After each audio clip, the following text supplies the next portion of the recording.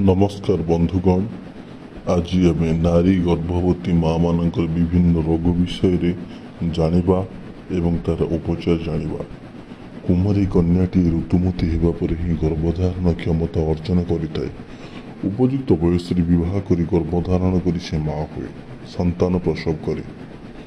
मासिक नियमित ऋतुस्राव नारीर स्वास्थ्य, सौंदर्य, संतान उत्पादन आदि क्षेत्र में यथेष्ट प्रभाव पकड़।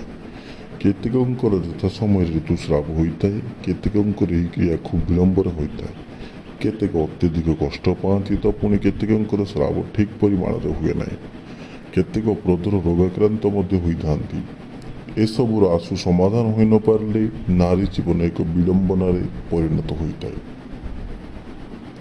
जदि ऋतुमती होन आपण मानक किसी टिप्स दि जाऊँगी, जो टिप्स आप आपणइले निश्चिंत भाव में फलप्रद हो। ऋतुमती हो नथिले प्राप्त वयस्क कन्या मानक 2-4टी मंदार फूल बाटी खुआब, नचेत मंदार फूल को घी भाजी खाइले उपकार मिले। अधिक बयस ऋतुमती हो नथिले मंदार फूल को कांजी पानी रे बाटी पिआब। पाड़धुआ पत्र रस सहित गोलमरीच चूर्ण मिसाई 8-10 दिन खुआइले ऋतुस्राव होता है। 5 ग्राम मूला मंजी को चूर्ण कर सकाळ व संध्यारे उषुम पानी सहित सेवन कले ऋतुस्राव नियमित होता है। ऋतु बाधक हेले नाली कईमूल, सतबारी मूल, तालमूली 100 ग्राम लेखाए दूध रे बाटी से गोलमरीच चूर्ण मिसाई दिन को 2 चामच खाइब। शुद्ध टांगणा और गुड़तक को 5 रति परिमाण दिन को 2 थर सेवन कर।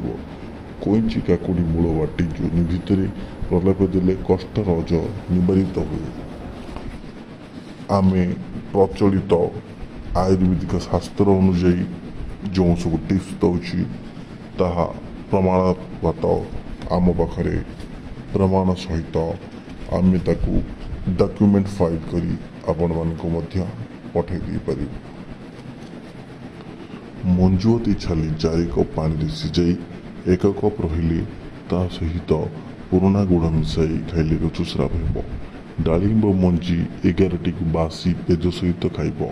डालचीनी चूर्ण 1 भाग, अँला चूर्ण 1 भाग, मुसभर 1 भाग, टांगणा 2 भाग, हिंगु 1 भाग, लौख 1 भाग, तिहुड़ी मूल 4 भाग एसबू चूर्ण कर 1 ग्राम चूर्ण नहीं गरम पानी रे सेवन करिब।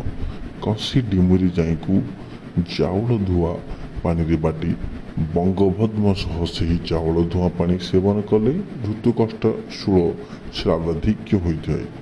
हिंगु, कर्पूर, डालचीनी, पुरातन सिद्धि, दुर्बामूल ऋतु पूर्व बाटी खाइले बाधक शूल भल हुए।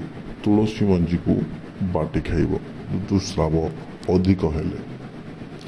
प्रतिदिन अभ्यास कर तुलसी पत्र खाइले ऋतु नियमित होता है। कदली भंडार अक्ष को घोल दही बाटी अर्ध ग्लास दही 2-3 थर पीब। दुर्लभ पत्र रस मिश्री पिआब। अफुला बेलपत्र अंटारे बांधिले रक्तस्राव कम हुए। मंदार फूल को बाटी राशि तेल सहित मिसाई खाइब। 2 तोला दुबरस सह अध तोला चीनी मिसाई 2-3 थर पिआब। देखंतु आपण मानकू जो सब टिप्स दि जाइए निश्चिंत आपण एगुड़ाक कले आपणकर जेकोसी प्रॉब्लम अच्छी ऋतुस्राव निमित्त